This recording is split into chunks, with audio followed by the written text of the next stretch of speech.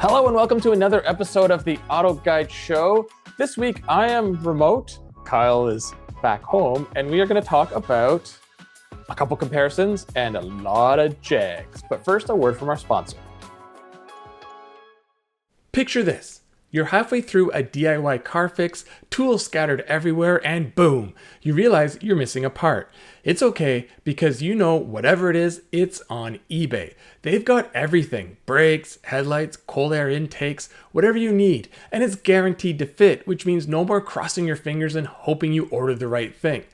All the parts you need at the prices you'll love, guaranteed fit every time. eBay, things people love.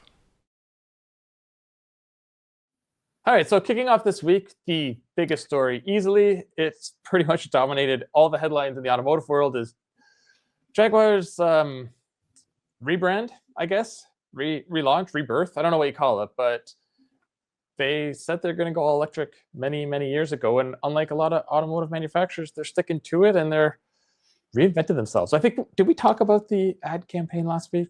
I think we did briefly because it's kind of impossible to ignore, which I feel like is actually an early win. I mean, when was the last time people outside of pipe smoking, slipper wearing folks really talked about Jag? True. Well, anyone who takes one of those Waymos, but Yeah. So Jag introduced in Miami its first car, the O negative blood. No, the Type O negative. No, just the Type 00. Type O. That's Yeah, what people say when they see it. It's. I think I read somewhere it's called the Type 00. That's how you're supposed to pronounce it. So Okay. I guess eventually there'll be a 01 and whatnot. But Polestar is going to be pissed. Well, I mean, BMW has letters, although there's no 0 series. That'd be kind of cool. Yeah. So the pictures leaked, and we thought it was just a terrible rendering that someone drew.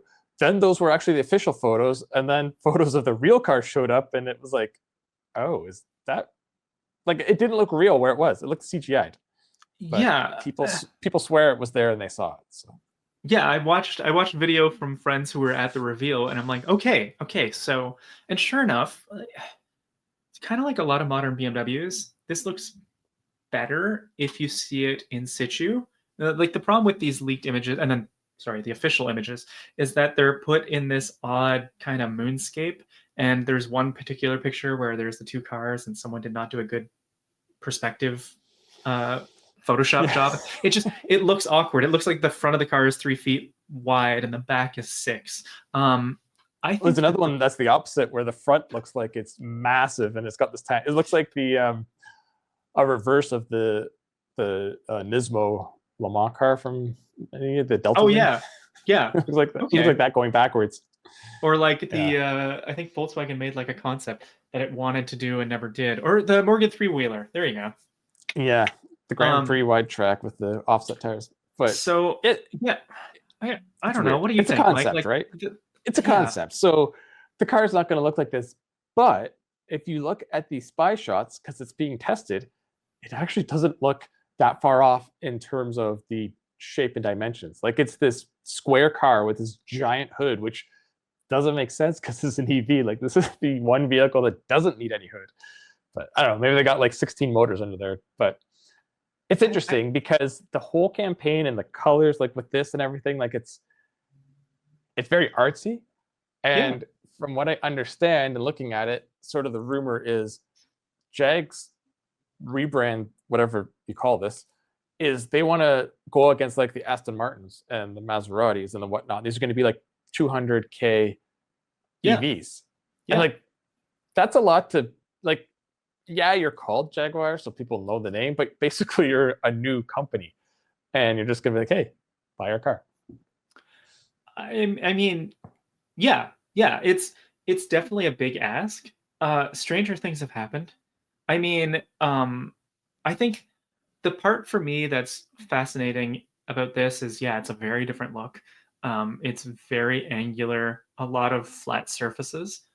But what's the truck that everyone keeps talking about the last year? Like, the Frontier, right, buddy? Exactly. No, so I think people are interested in the people who want the newest, greatest thing. And one important stat that I feel deserves mentioning, Rolls-Royce mentioned on a recent event that the average buyer for the Spectre, I want to say, was in their 20s. And so I think that's the thing, is you're going after new money. You're going after people with a lot. And so like maybe this will work, but the question is, can it sustain? If people go after that sort of thing, they're also, I'm making a little bit of an assumption here, but they're probably the type of person who's going to trade up to whatever is new the next year. So I don't know how that works for a business model for Jag. Yeah, you actually bring up a good point about Rolls. Look at the Cullinan and the Ghosts. Like, they are both giant boxes going down the road. So I guess that isn't fashion. But the one thing that Jag can lean into, which I think they've started with this whole thing, is they're making it like it's fashion, it's art. Mm-hmm. And if they don't even have them buy it, but literally just put these in the right people's hands, like celebrities and athletes and musicians when they launch it, so suddenly it's like, oh, it's cool, I need to have one. That could work for them, because they'll be like, oh, if you don't think it's cool, or if it's ugly, it's fashion. You just don't get it. You're not cool enough to get it. And that's like, you know, like there's fashion trends that you're like, this is stupid. Why is everyone wearing this? But it's because, you know, some reality star somewhere wore it, or some musician had it on stage. So, you know what, if they put one of these in the hands of a Kardashian, man, it's having trouble coming up with that name. You know, give one to a Kardashian and give one to Taylor Swift and one to, you know, one of the big football stars over in Europe, it could catch on. I think you're kind of proving the point that we're not really the target audience. We're struggling to come up with the name. But yeah, like I'm hopeful. I don't want to see a brand like Jaguar die. So yeah, we'll see how this works a year from now. I mean, if they really cut costs and just have a little sort of boutique assembly plant and are pumping these out at those figures, they could just survive on that. They tried to go full luxury in the, I would say, early 2000s through the early 2010s, even the mid 2010s, and it didn't work. They had a full lineup, and part of it was they weren't great products. Yeah, I was gonna say, one was a rebadge Mondeo. Like, but I mean, it wasn't luxury. Yeah, like that's not going to compete against BMWs and Mercedes, but yeah. I mean, Audi shares platforms, Lexus shares platforms. Like they could have done it. It's just, yeah. People expected the big old pricey Jags, and I think they're like, all right, let's give them that. So we'll see. Yeah, but again, like, I mean, look how long we've talked about this just now. So I think this has been a positive overall thing for Jag, just to get in people's minds for the first time in a while. So yeah. 2025, like you said, it's what's the business model going to be? Because they are going to sell every single one of these they first make, because everyone will want to be the first, the trendsetter, like the Cybertruck and like everything else that's flashy and new. But what happens a year from now when it's not new and cool and they're on to the next thing? So anyway, moving on ourselves. Speaking of Jag, what a coincidence. We did a comparison of the F-Type and the F-Pace. It wasn't really a comparison. That's not fair to say. It was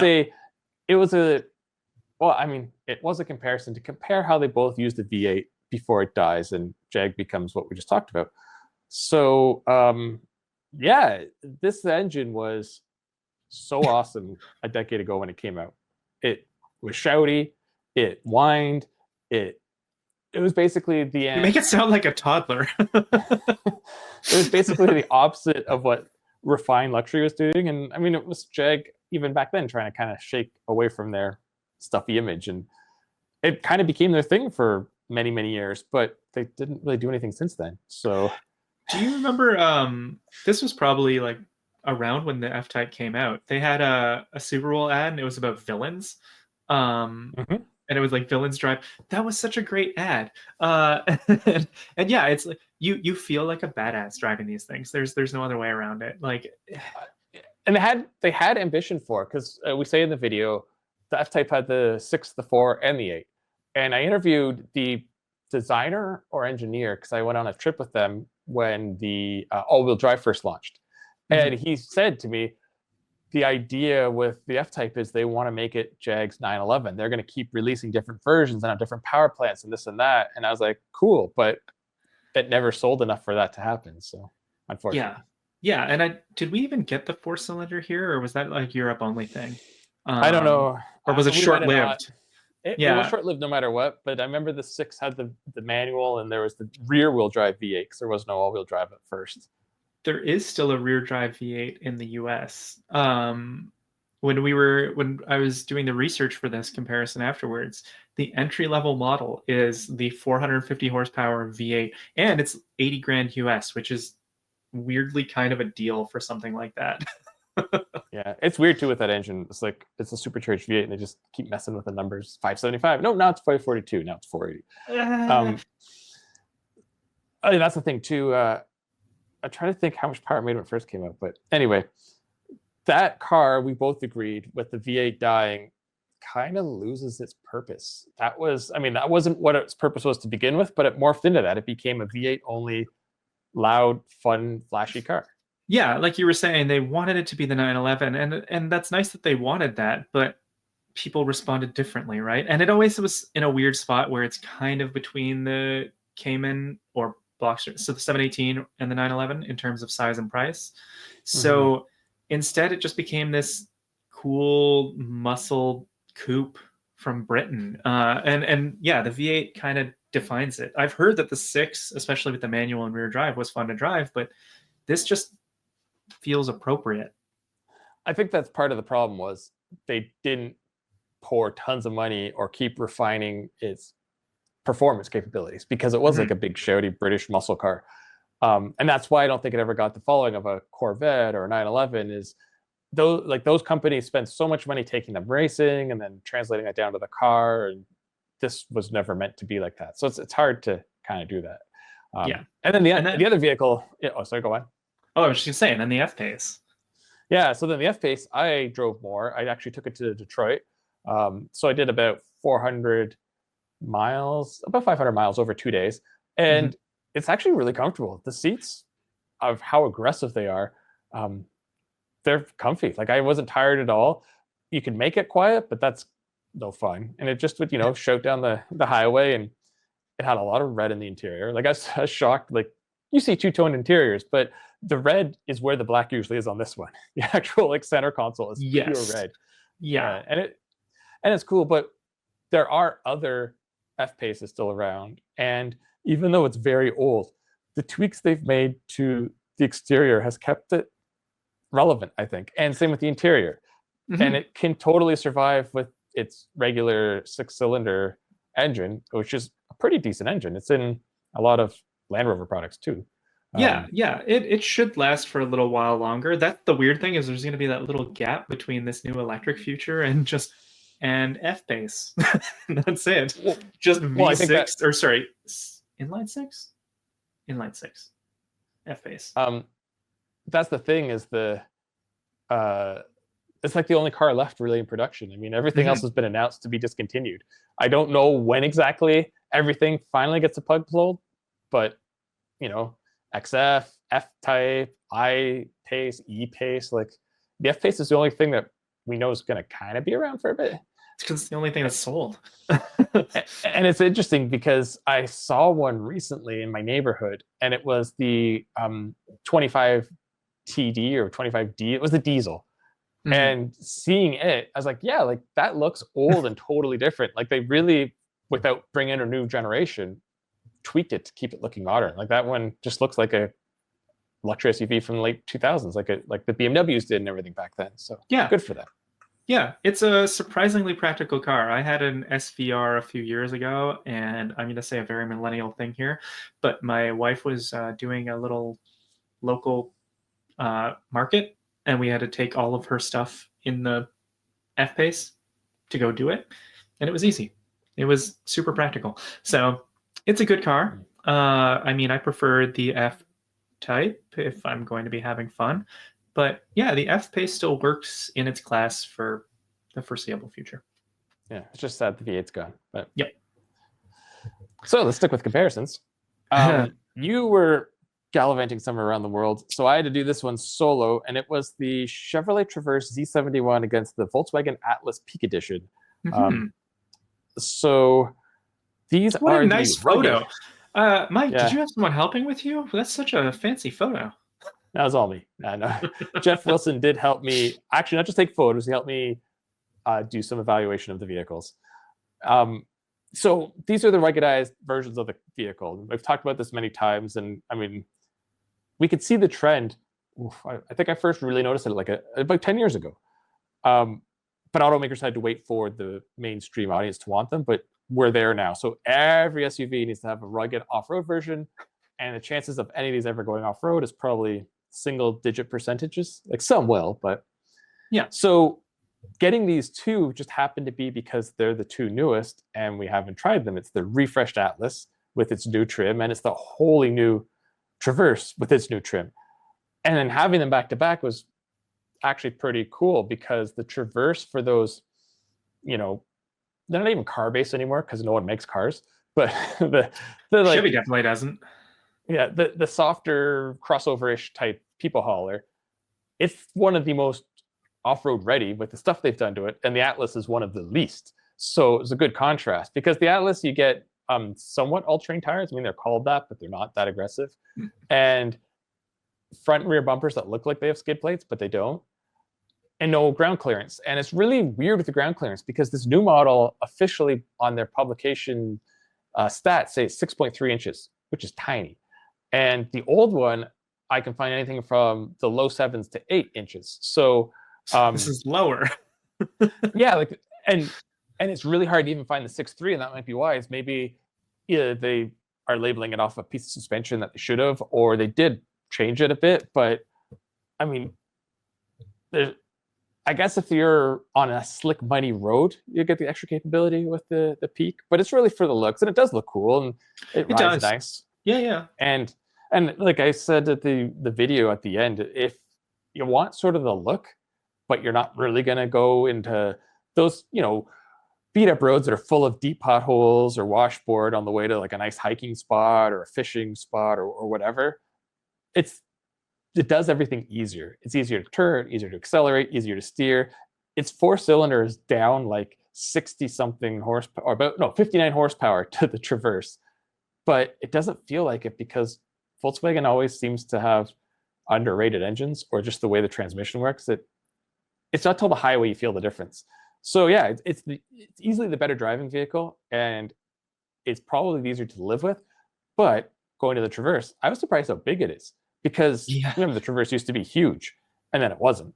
But this third row, it's the equal of the Atlas, which I don't think anything else is in terms of space and where the seat cushion is. The only downside is it's got one of those weird slanted pillars, so the windows cut and you can't really see out. But other than that, yeah, you fit.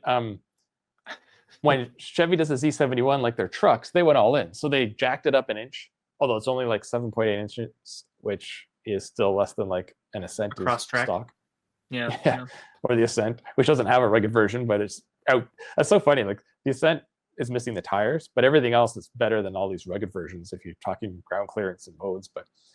But they put the twin clutch all-wheel drive system in this one, which you can get on other models, but this one gets it. It gets real skid plates front and rear. It has recovery hooks. It's got aggressive all-terrain tires, which are good and bad. I mean, on the road, they cause a little hum, but if there's that thing with the 7-inch deep potholes, which is not hard to find on unmaintained roads, that's the one you take. Like, if you really are going to do some mild off-roading, and I like the look of the new one. It really looks like Chevy's big SUVs. Like, they really made it look like a Tahoe or a Suburban. Yeah. And I borrowed it very briefly to drive around for the weekend, the Traverse, and it sounds like a truck too, because it has the noisiest, most unrefined 4-cylinder I have driven in a long time. I'm going to disagree with you. It does not sound like a truck. It sounds like a compact car because of that. So it sounds like a trash compactor. So it's a turbocharged 4-cylinder is much bigger than the 2-liter in the Volkswagen. And it makes a lot more power. It's 328 horsepower, which is a lot from a 4-cylinder. I mean, I think we talked about this last week with the truck engines. And it, like I said, it feels as powerful as a Volkswagen in town, maybe even a little bit more. But on the highway, you really feel it. And I bet the difference too would be felt if I was able to test them both with like 5 or 6 passengers. Yeah. But it really seems like in the design, someone forgot to put the layer of sound insulation on the firewall or the hood or something, because it's not like we're nitpicking the car. We had someone comment on another review video of this on our YouTube channel who owns it and loves the car, but he said it's so loud, and it's true. Like I can't think of a car that's louder than that that's new. And I'm talking like down to like I've driven like Jukes and little not Jukes, Kicks and little things, but yeah, like, which is unfortunate because it's like it ruins the experience. And if it wasn't loud, it would be so good. That was my very first comment, was exactly that. It's like, did they forget the sound insulation? Like, you could drive a 911 GT3 and that's, well, louder when you're pushing it, but otherwise, like, I'm not getting that much noise in it. It's nuts. It seems like there's a mistake. But maybe that's also, maybe it's the trim. For all we know, maybe the High Country is a little more refined. I don't know, but that's a good point, because the other owner also had a Z71. So we'll have to try it. But I mean, regardless if it was a mistake or they didn't think it was a big a deal, it's an easy fix. Just throw in some sound insulation or a better engine cover. Like it can be fixed, which is good, because sometimes it's like the transmission is all out of sorts, and that's not something you can just magically fix. So other than that, I mean, it's comfortable. It doesn't handle great, but it's not meant to. It has, like I said, it's spacious. The interior has some, I had this like red package of accents, and it looks kind of like snakeskin. It's called Torch Red, I think, but it gave it some interest, and it has the usual GM double screen, like everything's getting it. So I've noticed this one does have CarPlay. I've noticed, actually, that's my point, was although they all look the same and they're laid out the same, they have different functionality, which I didn't realize. Like some of the features and menus I've had in, say, I don't know, the Corvette or the Cadillac isn't there in the Traverse, but then they have some others, and it's like, oh, they just kind of tick and pull it. But I've become a master of the system, and I really like on all of them that menu on the left-hand side of the steering wheel that's always constantly there. It's just so easy to pick things. That's handy. I also really like, this is something that's shared with all of them, I think, is the follow timer. So it tells you the timing between you and the car in front of you. I love that, and I wish more car companies did it. Cal's trying to set high records. Get it down to under 0.2. I am 0.2 seconds away from the car. Anyway. All right, moving on. Yes. Speaking of a three-row crossover SUV, I think I said this last week. This is my life. This is like how I drive these days. I literally just returned one yesterday, and you currently have one. Yes. So, but this is a different one, and neither of us drove it. It is the Enclave. So the Enclave is new, and we drove it 3 years ago. Yeah, the facelifted one against the Highlander, and it was good. Highlander, yeah, and then the V6, and we said, it's not like it goes full Buick, but I think that's good for it in the category. It's just super squishy, super soft, but on the highway, it just floats down the road. And I mean, if you want a sporty car that has good handling, or you feel everything, or it's really composed, this isn't your vehicle. But that's not who it's for. It's for, I won't even like be stereotypical and say old people. It's just for people who don't care about driving. They just need to get somewhere that's far away, and they want to be comfy. And let's be honest, most cars would be better if they weren't trying to be sporty. I'm just saying it. Like, most cars don't need to be sporty. Most cars don't need to hit a bump and then like it just stops all motion and you feel the jar. Like this thing will do a little bit of a bounce, but you're like, it's kind of like people joke about boats, but kind of is like you're just wafting down. And Super Cruise. I mean, yeah, Super Cruise is so good. So our freelancer Jerry system in the market. Yeah, our freelancer Jerry Vo had this, and he took it to Detroit. So that's Super Cruise, like absolute fantastically perfect world, because it's a straight boring highway for 3 hours. And he commented on how great it is. But this has a 4-cylinder as well. And it's interesting. He didn't say it's super loud like we did, but he said it does sound a little unrefined. And it sounds like he preferred the old 6. So it's interesting. But I think that might be too, because the 6 was so smooth and it could kind of lazily change gears. It didn't have to build to its power point. It matched the persona of this vehicle. So, For what it's worth, I really like the 2.7 in the CT4V. So I don't know. I guess maybe I was like, the it depends. CT4V. I'm so confused. I was like, that's not the Blackwing. Oh, right, that's not the Blackwing. There's also It's a not V. the Blackwing. Yeah. And so I remember like being like, oh, it's a truck engine and a sports sedan, but it actually works there. So I guess it depends on the application, right? Yeah, and that is a truck engine, which again you could tune different. I mean, they're all 2.7s, but I wonder how different it is when it's turned this way compared to that way. Because the Vias, True. it's all sideways in a different transmission. So these Yeah. are all going through the 9-speed, whereas those go through the 10-speed. Yes. Now, maybe they did the 8 back then. I don't know.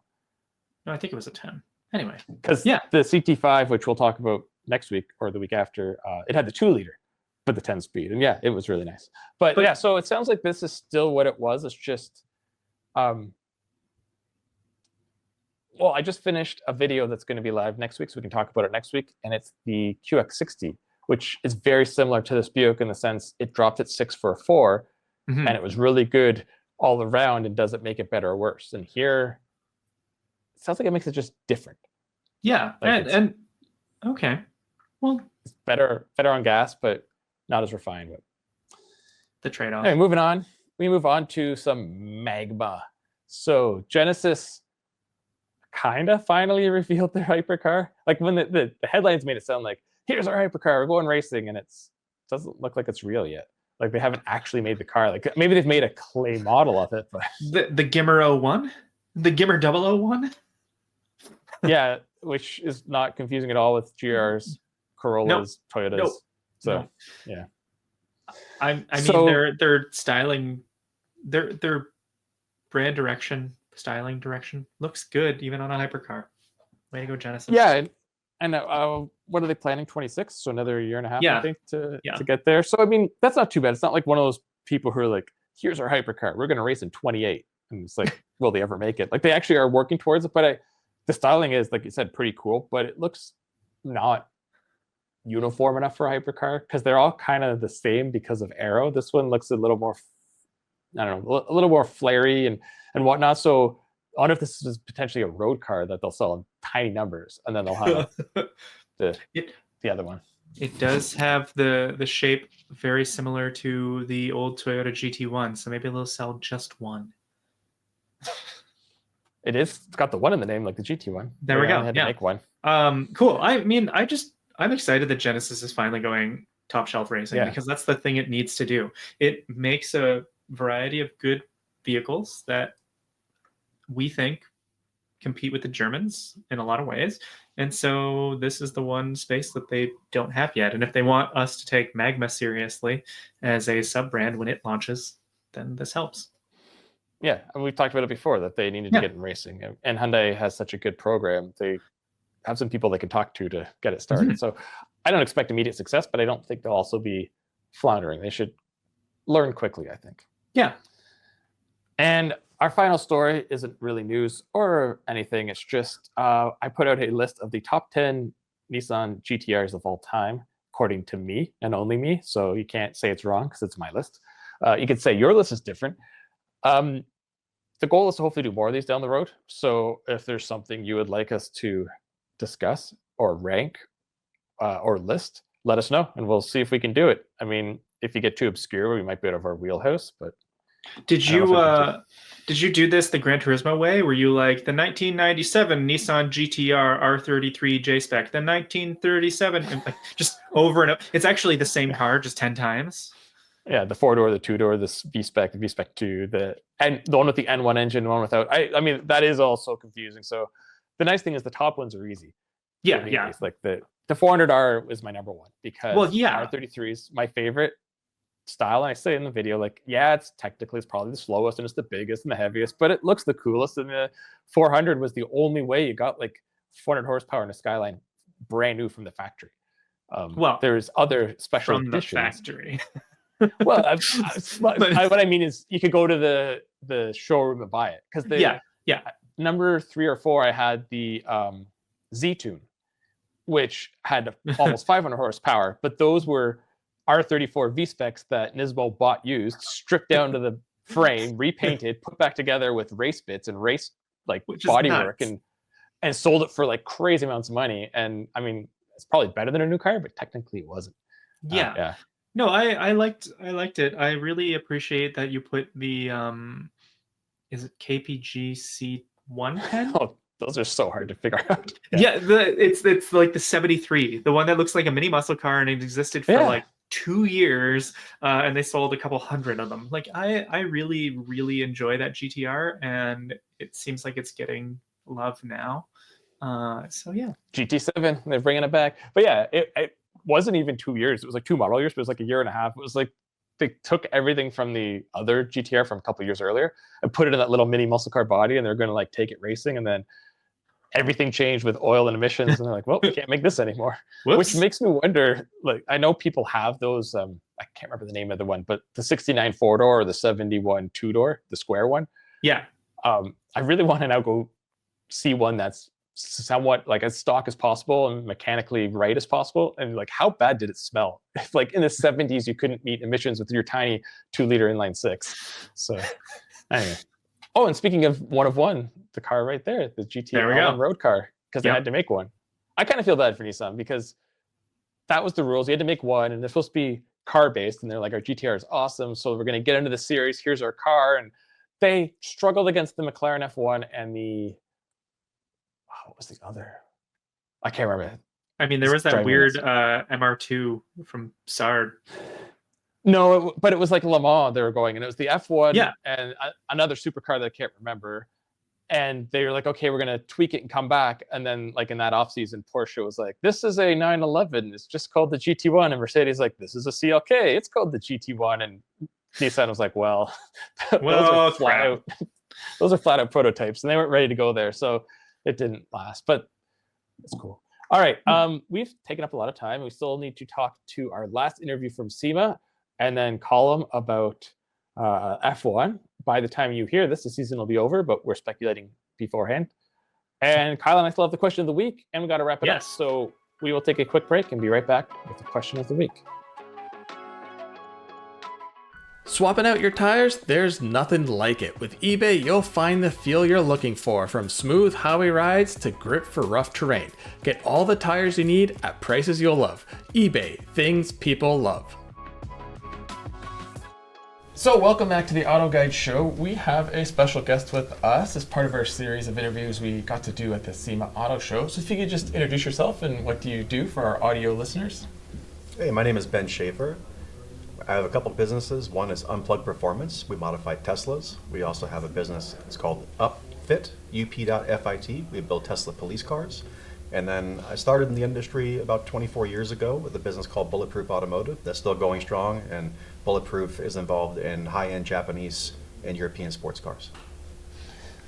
That's a wide variety of businesses you have there.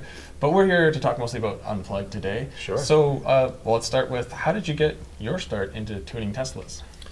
Well, we were about 13 years into tuning Nissan GT-Rs and high-power cars, and we ended up getting an office building next to Tesla's design studio where they make all the designs and prototypes. And one day we got a knock on our door from some of the executives there who had liked our tuned GT-Rs and the crazy stuff we were doing, and they asked us a pretty simple question of what we thought about their cars and how we might be able to work with the cars.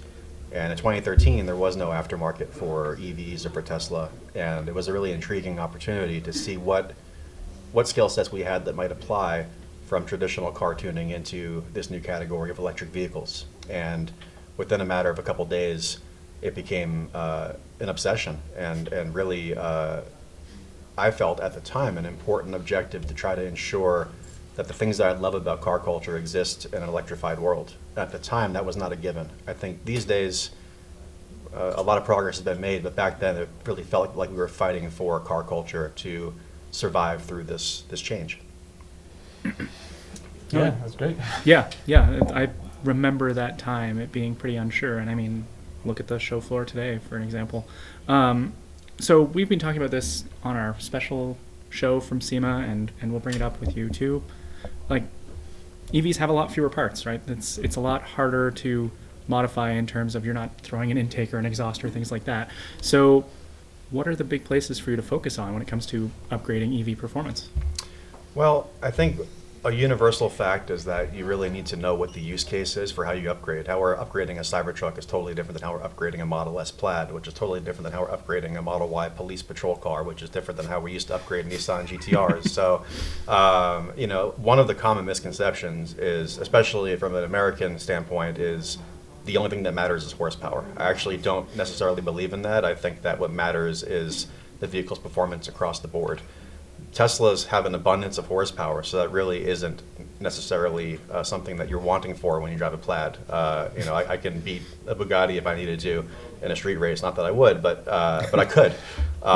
So Plaids have plenty of power. All Teslas do. They're very quick, but it all depends on the use case. So, for example, we have a vehicle at the Nürburgring that we used to develop on. We compete in wheel-to-wheel racing in Japan. We have a lot of lap records in the US. We've won our division at Pikes Peak with the Tesla. All of these things have different use cases, but there are some things that cross over. You're 100% right. We can't build a turbo kit or intercoolers or exhaust systems, but we 100% can do four-way adjustable race suspension. We definitely can do big brake kits with carbon ceramic rotors. We definitely can do just a lot on aerodynamics, on lightweighting. There's many, many categories of the aftermarket that still do exist. But there are a couple things that are harder. Mm-hmm. Power tuning is just not quite the same. But that's really the key strength of EVs, is that you have usable power in abundance. So you don't need to rely so much on cracking the software to get more power since it's already there. It's more the other mechanical bits and maybe even taking things away. Like, do you lightweight some of these vehicles too? Yeah, I mean, lightweight it sounds nice, but it's a bit deceptive when you have heavy batteries. So you can't really get them as light as the old cars I used to work with. Mm-hmm. But they hide their weight well. You know, the same objections we have around weight and electronics, we used to have the same objections when the R35 GTR came out, because it was heavier than the old GTRs, and they'd say, oh, it doesn't have a manual, and it's heavy, and it has all these gadgets. In many ways, the philosophy that happened at that point in time in the industry is similar to what we experience with Teslas. So I would say, on the one hand, they're not necessarily light cars. You can make them a little bit lighter.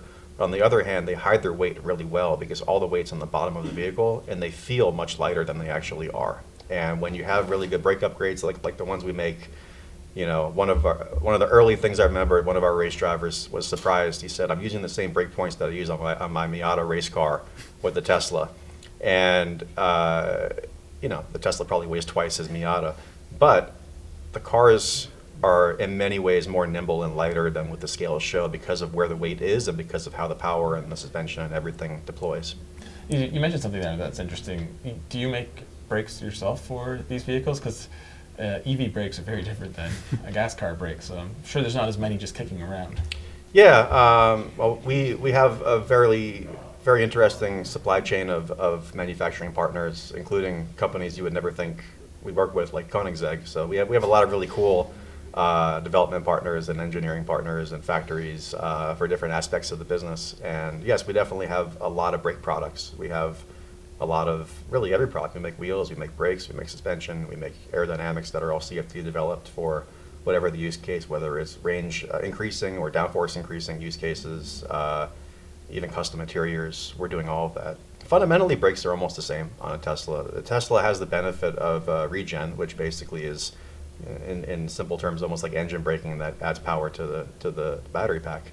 And that helps augment brakes. So what you end up with are vehicles that, if I were taking a more pessimistic view, I'd say the Tesla brakes, or most EV brakes, are less equipped than most other vehicles, because they lend so much reliance on brake regen from the vehicle. When you drive a Tesla, this idea of one pedal driving, where you almost never touch the brake pedal, is a true fact. You almost never need to touch the brakes unless you're having an emergency stop. So the cars are equipped that way.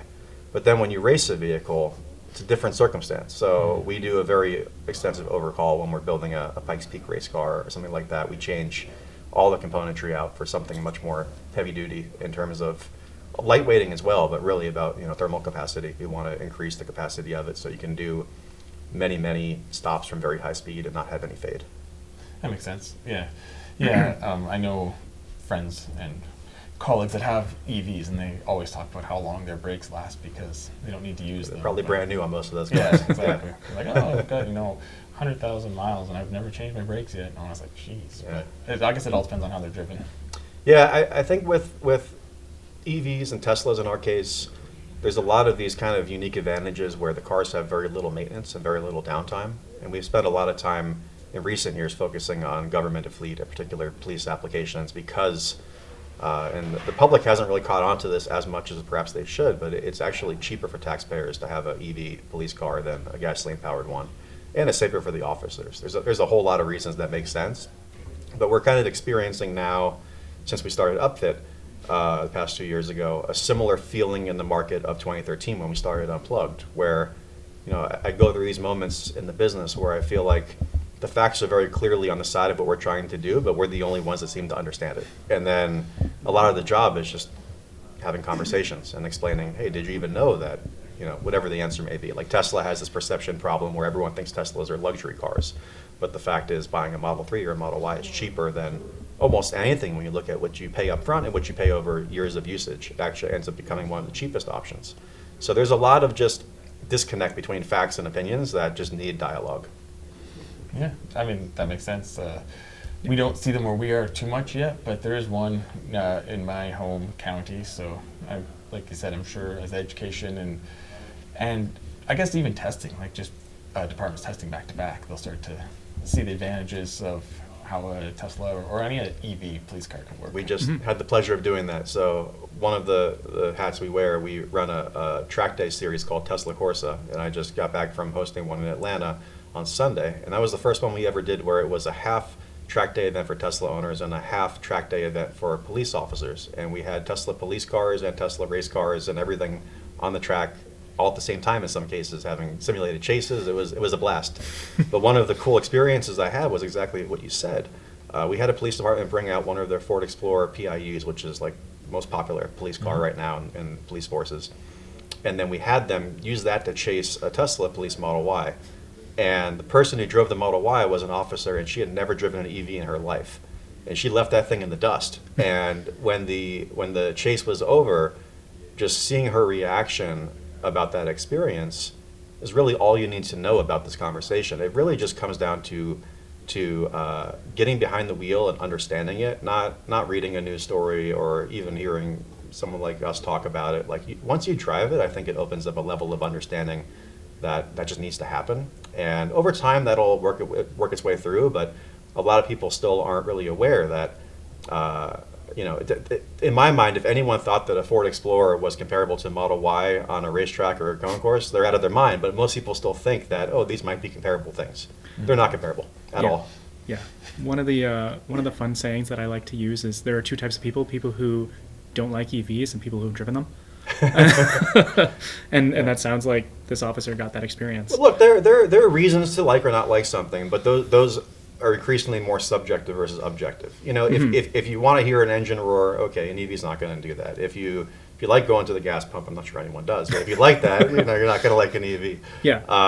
But there is something nice about having. I mean, I'm old school. I've been in this industry a while. I like a pure analog car with manual transmission that has no driver aids. You're not going to get that with an EV.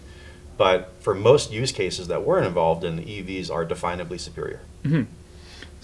So shifting, we could talk about this particular subject for a long time, I'm sure, but just shifting gears, or maybe not gears because we're talking about EVs, then I have to ask, about the Cybertrucks here. How many did you bring to SEMA? Tell us about them. A lot, I think.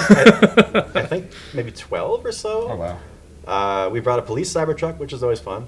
I have to add, even though you didn't ask, it's cool enough that I'm going to say it anyways. We brought a Model S Plaid police car, side by side with the Cybertruck police car. The quickest police car ever. Yeah, you do not want to run from that thing. You will not get anywhere from it. So those two are side by side. That's kind of fun. And then we have a whole stack of Cybertrucks actually downstairs close to us. It's like Skittles. Everyone's a different color. It was kind of fun. We did them all with paint protection film, all in different colors. They all have various upgrades from us, ranging from our wheel packages to some of them have our steel components. We do upgraded steel bumpers and rock sliders and all kinds of stuff like that.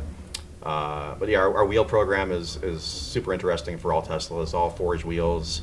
One of our designers is ex-Koenigsegg, ex-Bugatti, ex-Lamborghini designer. He designed the wheels for that. His name's Sasha Selepanov, great guy. Mm-hmm. He's got a new hypercar called the Nilu, which is just the most beautiful thing ever. And yeah, lots of different ways to modify a car. You know, when we started the conversation, it was about, you know, how do you modify these vehicles? There's an infinite amount of answers, and the only way to define what's good or bad is, does it make the vehicle better for what you're doing? And I think our customers all would say that their vehicle is better for what they want. But we have different options for different people. You know, our wheels go from 18-inch to 24-inch, for example. The guys buying 24s are different than the guys buying 18-inch beadlocks. So we have a true beadlock wheel and an 18, so you can, you know, do all your off-roading stuff. And then 24s just look awesome. So if you want something that looks cool, yeah, why not? So while we're talking about modifying cars and customers, we have to bring up something that happened during the SEMA show. So you're building a car for Joe Rogan, and he tweeted about it, and then Elon Musk retweeted it, and suddenly I'm sure you got a ton of exposure in like no time across the world, I guess. So can you talk a little bit about that vehicle? Well, I love all of our customers, and we have some pretty cool customers. Joe's the best. So yeah, we're building what we call our S Apex Model S Plaid for him, and it started actually.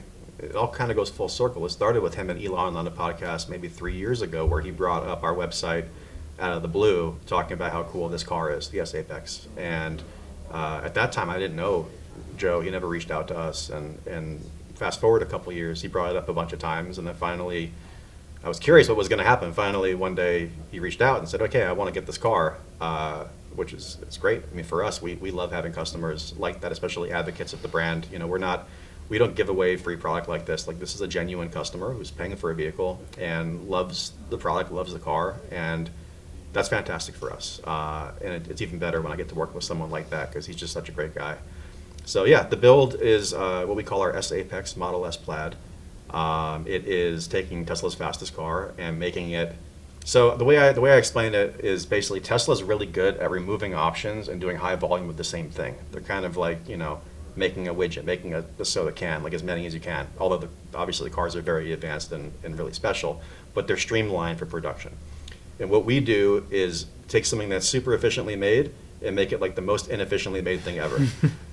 Because we're basically doing, you know, in many respects, the classic coach building model where it's all hand done, and where Tesla prioritizes how few hours they can make the vehicle. For us, like, we're going to have close to 1,000 man hours into Joe's build. So what you end up with is a really interesting hybrid of, like, technology should be efficient, and the technology from Tesla is unbeatable. But then the handmade, personalized aspect from us, that fusion becomes a very interesting product, because you have something that feels as special as, you know, an Aston or a Bentley or a Rolls or a Lamborghini, but then you get the full self-driving from a Tesla. You get, you know, all the cool tech and the FSD updates, all the software updates. So that's what Joe's getting is a carbon fiber wide body, fully upgraded Model S, custom interior. We have this cool bamboo leather that we get from von Holzhausen that's all custom made for him as well. Custom interior, custom exterior, custom color, custom wheels, suspension. It's a sick build. Yeah, it sounds like a lot of nice parts. Yeah, I look forward to seeing it when it's all finished. I'm sure it'll be easily visible with Joe promoting it. But well, thank you for joining us and talking about your various companies. And it sounds like you're pretty busy right now, and it's only going to get better. So yeah, yeah. So thanks again. We'll hope to have you on again, maybe down the road, maybe when that build's done, or when you have your next great build that you are developing that I'm sure you're already thinking about.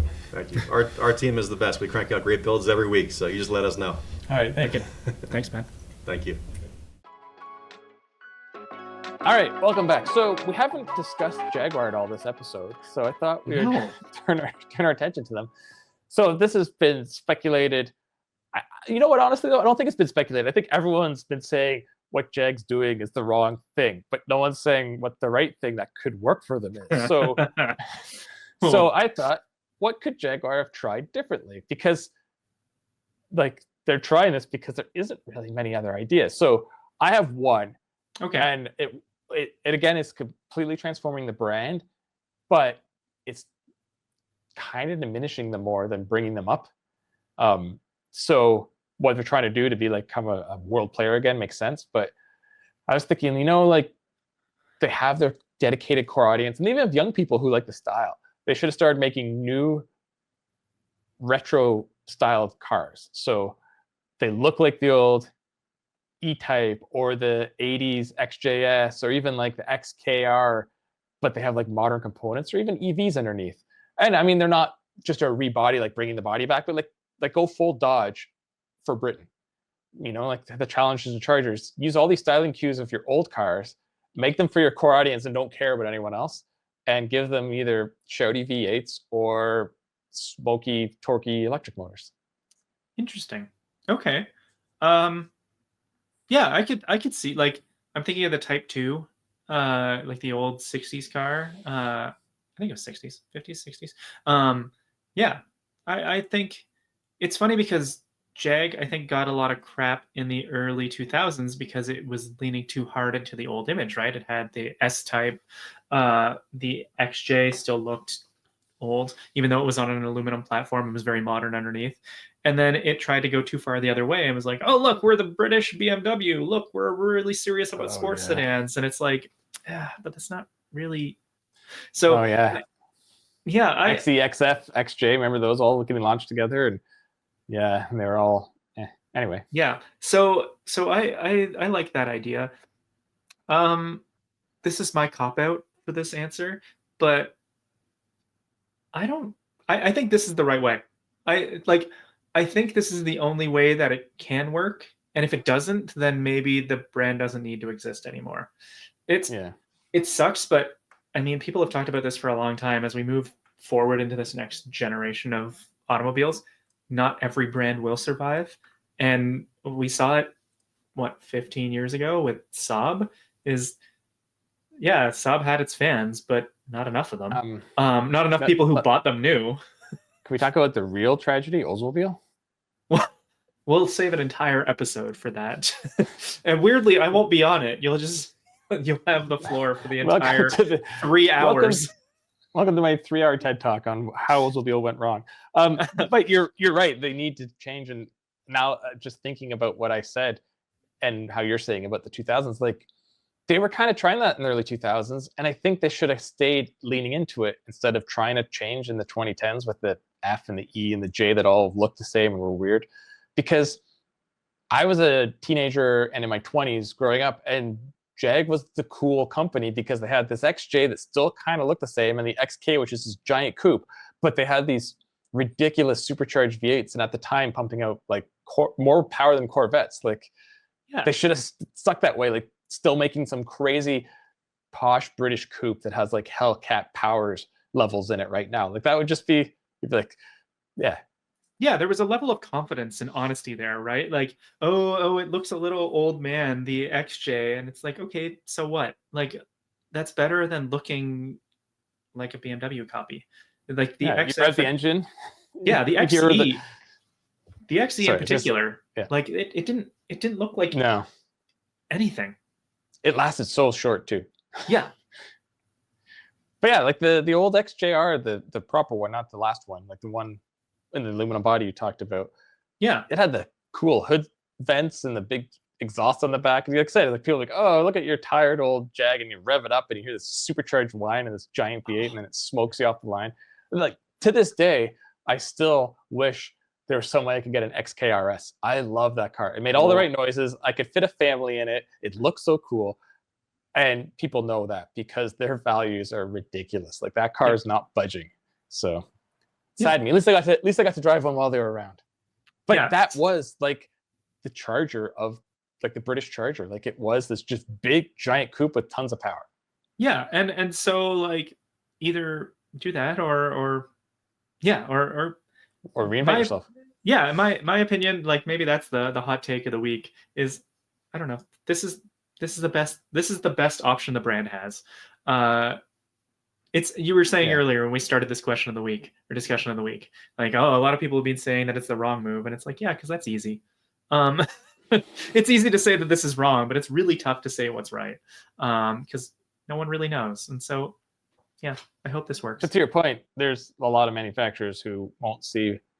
I think 2030 may be a little too early, but 2040 for sure. Like, and a lot of them are like with GM when they dumped a bunch of brands. Is that some big conglomerates just have too many brands and then you pare them down. Stellantis. Yeah, Chrysler. Poor Chrysler. They make a minivan. Yeah. Two. And Dodge makes.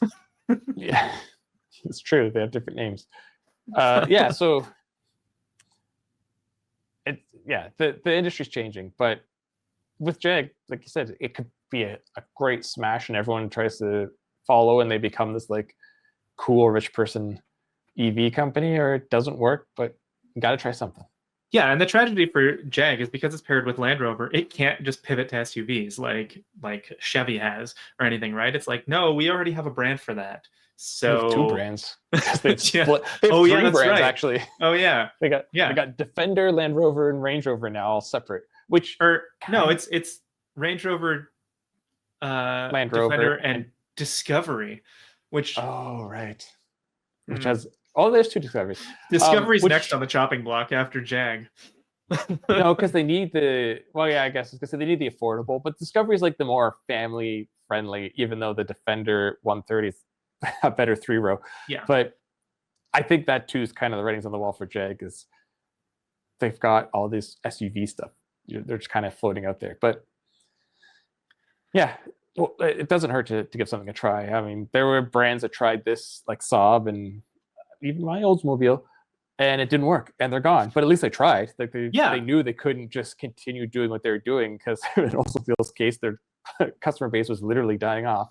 So you needed to try to get new customers. And I love the new styles, and some people did, but it just wasn't enough at the time.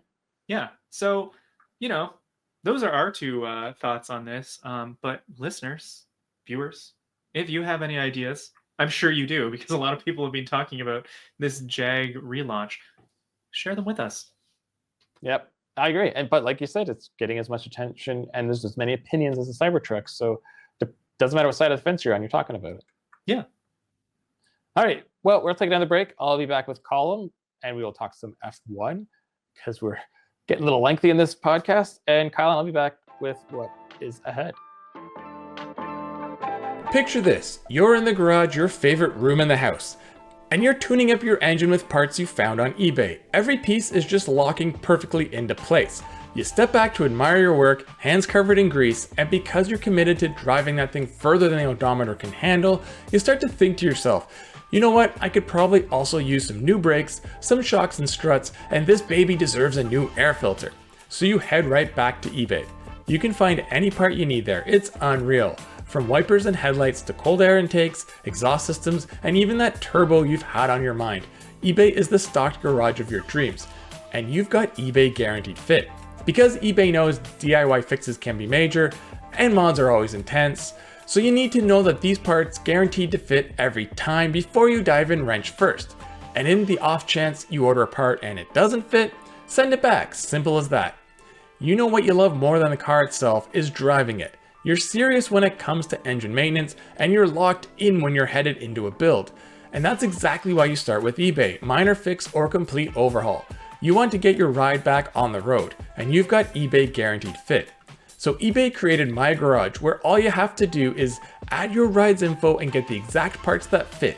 When you see the green check, you're a click away from that part clicking perfectly into place. So now that you know all that, imagine standing at that open garage door looking at your car you love more than anything, knowing that anything is possible.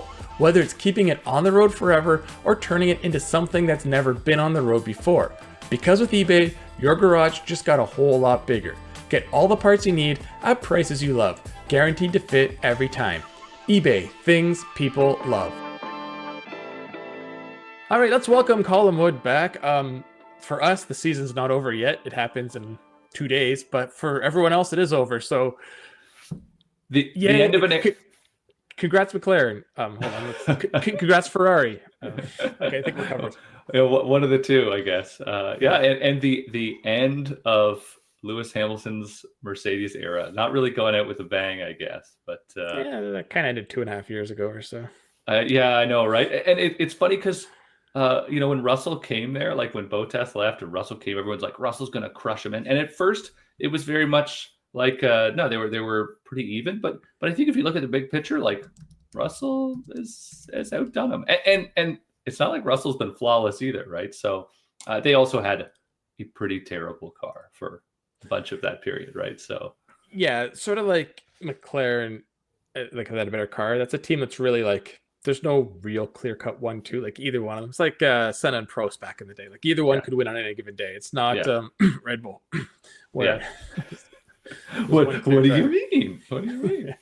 Yeah, right. But it's you think Hamilton's like, oh, he's moving on. He's washed up this year, but he won like more than one race this year. It's not like he didn't do well. It's just you expect so much from him, I guess. Yeah, absolutely. Well, and it was weird because it seemed to be like odd races that Mercedes sort of excelled at, and then they just sort of didn't show up for other ones. I think it's just indication that they either the car's not set up or they just haven't really figured it out. So, I mean, I don't, I guess Mercedes kind of head in the right direction, and I think it'll be really it'll be really fascinating to see how Hamilton and Leclerc like get along at Ferrari or don't get along. Like it's going to be.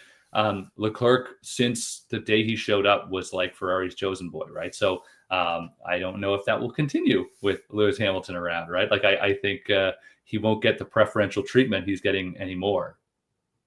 Yeah, I wonder too. Like Hamilton's thought is, I'm going to go there for one last, couple of years shot at getting another title, and people on Leclerc's side is probably like, oh, he's coming here to help mentor him and whatnot. But either way, the cars needs to be competitive for it to even matter. And end of the season, they've clearly shown strides. I mean, they might win the constructors, especially if Lando gets another phantom penalty at the end of this race. But it's sort of next year. I think Hamilton has to go for it because 26 is such a wild card. Who knows who's going to nail the formula? Whereas right now, Ferrari looks very competitive. Yeah, he's got to come in, and this is like his one shot, really. I think that's it. And we'll see. I think Leclerc is a tremendously talented driver, but he also seems like he's the kind of guy that can be like put under pressure and make mistakes. So Hamilton, I think, has the ability to put him under pressure. So he's got that going for him, but it'll be fascinating to see. Again, it's there's always a real concern when you don't have a number one driver. If Ferrari's going to go in there and then you end up with a like bitter rivalry between Hamilton and Leclerc, and it just ends up like blowing up into a firestorm or something. So.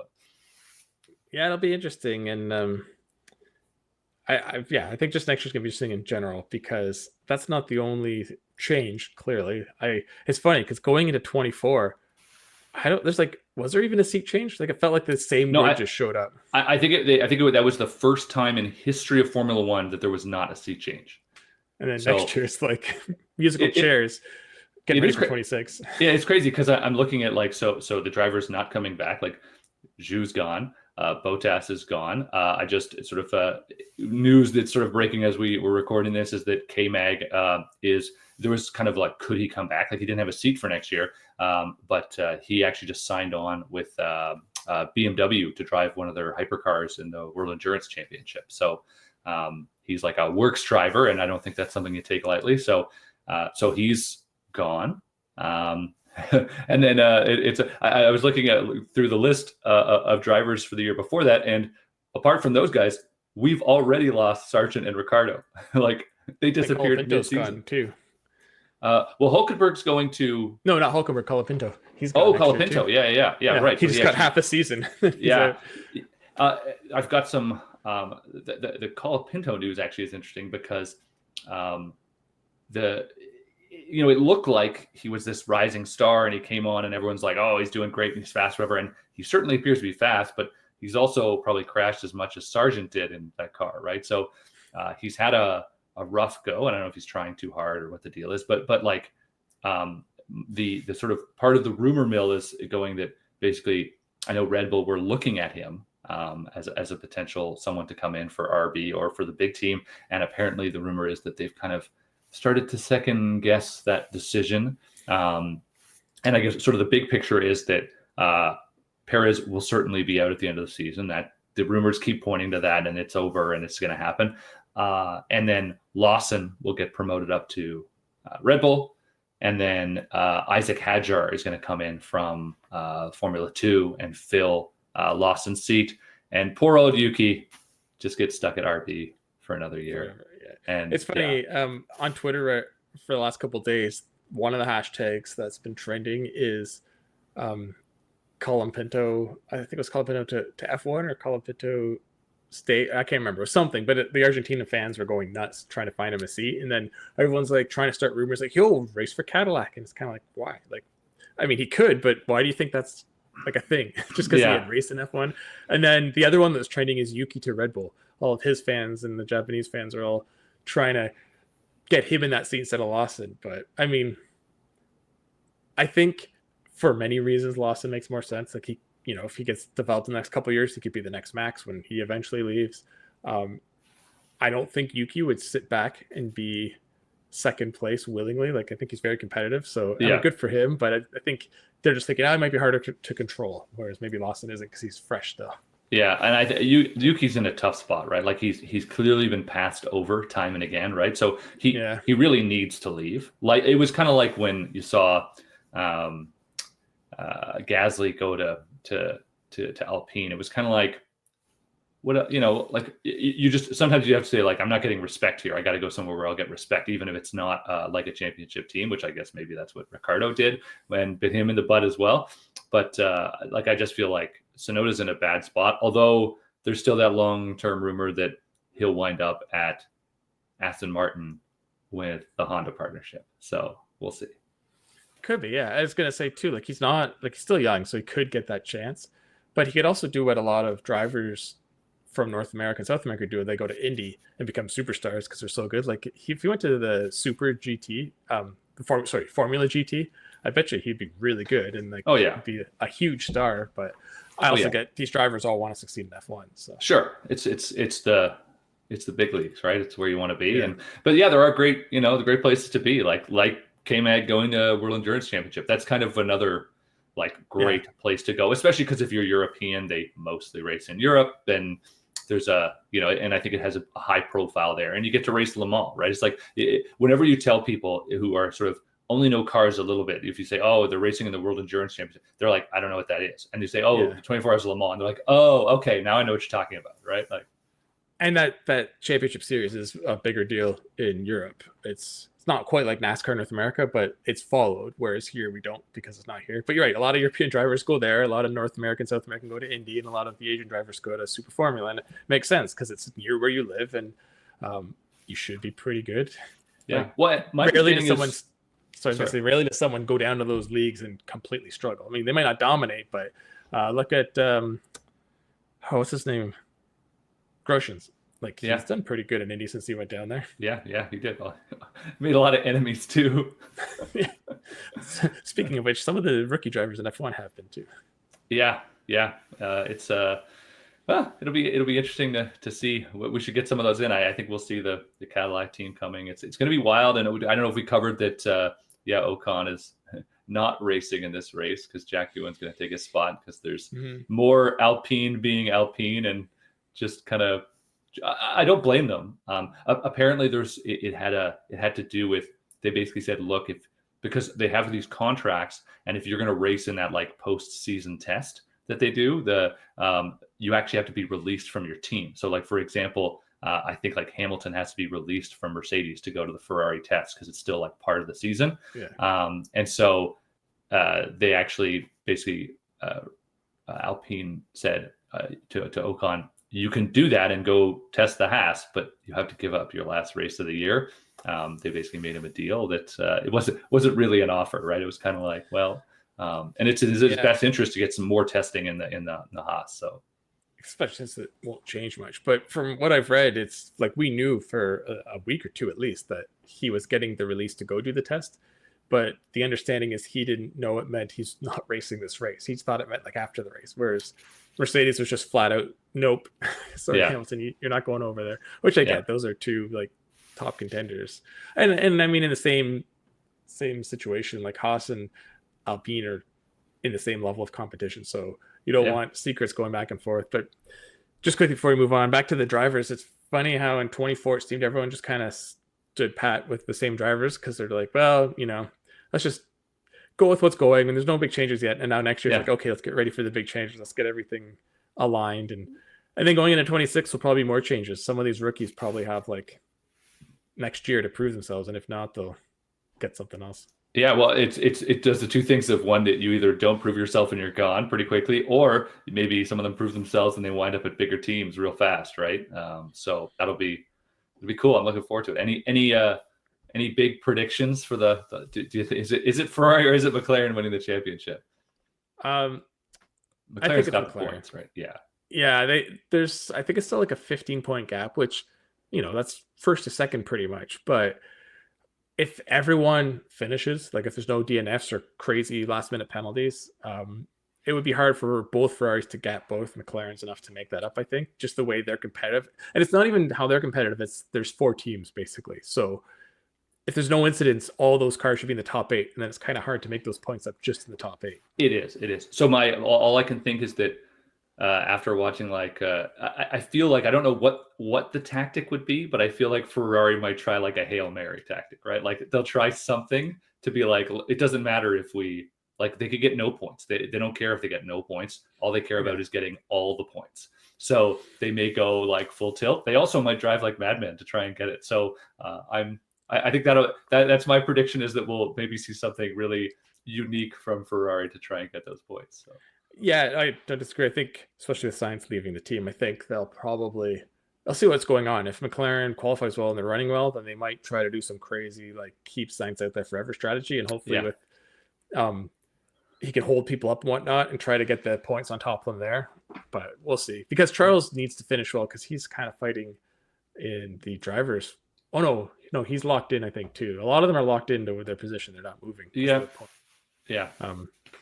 But yeah, I know it'll be interesting. And then next season should be really interesting because, like you said, Mercedes is strong here and there. Red Bull, same thing. They're not as dominant. Sometimes they're not as strong. McLaren and Ferrari have their pros and cons. So it'd be pretty cool if we could have 4 teams really battle it out all year. Yeah, next year actually could be like one of the best years like in a long time. So very exciting. It's just going to be a long winter. You know how, like in sports, they always say, since this month, this guy's batting or this guy scored this many goals. Like, I don't know what the month would be, but I'd be interested to see how the points are from the halfway point in the season. You take away Red Bull sort of dominance at the start. Like, I don't even know if Lando is first. There was just such a mix. Like George was up there, and Lewis and Charles and even Carlos. Like, I think it'd be a very interesting spread between the 4 teams and the 7 drivers, because one of them's not really up there too often. Who? And that's the thing. I mean, how he said he's out. Like, where's he going? Because there's no open seats.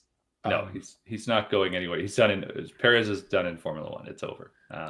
There was some rumor that he could be put in an ambassadorial role, right, to basically keep all that merch coming in Mexico or something, just to, but something like that. But I don't know. He's a top candidate to go to Indy for a couple of years. Oh, he'd be great. Yeah, like what because like you said, the Mexican superstar.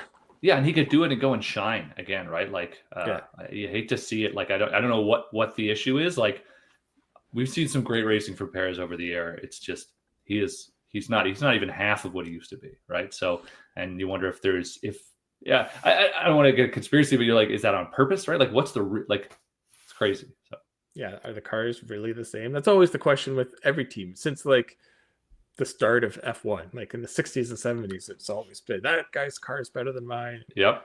And he obviously has been demotivated through the year. So he's just fallen apart. So, but yeah, fresh start, fresh series. I think he could do really well. I'll be watching. I got my eyeballs the whole weekend. I'll be not around to watch it, but I'll try to get the taped version when I get home, or the recorded. Sounds good. All right. Well, thanks for dropping by, and we will see you next week and discuss, postseason wrap up. Have a great week. All right. See you. All right. So we are back, and we'll make this somewhat short. So what's next? Well, I'm spending the weekend in Phoenix, Arizona at a ridiculously nice hotel, so I can't complain. I mean, it would be nice. My family was here too, but I am here to drive the Charger Daytona. I believe specifically just the Scat Pack. I think that's all we're going to have. I hope there's the regular one too with the lower power, but it's the EVs only. We're going actually to a track to drive them to start, and then I guess on the road. So this is like, we've been talking about it all episode, but this is one of those make or break cars for Dodge, and I think it'll do just fine because there are awesome gas versions coming too. And It's Well, you two-door. can't say they're awesome. You don't know that yet. I mean, awesome in the sense of specs. Like they're these Yeah, high-powered muscle car looking. There'll be 2 doors and 4 doors. So And yeah, 200 I mean, inches long. Yeah. yeah, like it's not going to set the world on fire, but it's Dodge doing what I've said a couple times. So Jag maybe should have done. They're leaning into their audience, and they're fine with like, this is our audience. You have Jeep for the SUVs, and you got Ram for the trucks, and Dodge makes the muscle cars, and they're trying to make a muscle EV. So by the time we talk next week, we can actually talk about it because the embargo lifts Thursday. So we record Friday. So there we go. Ooh, I'm excited to hear what you think about it. And then when I get home, I am jumping in the new Countryman, the S, which I haven't really driven. So I'm looking forward to it because I've always been a fan of the Countryman when a lot of people don't like it because they're like, it's not really an SUV and it's not really a mini. And that's kind of why I like it. It's just this weird sort of in-between thing. Yeah, I mean that's the case with the Clubman. Now, rest in peace. And so that was my favorite. Yeah, the Clubman was cool, but the new Countryman I really like. So I'm very excited to hear what you think about it because it's like kind of the ideal small family car. So any of you out there, stop buying Clubman all fours. Okay, I want the values to drop so I can get one day. Stop want jacking those prices. Yeah, I want them.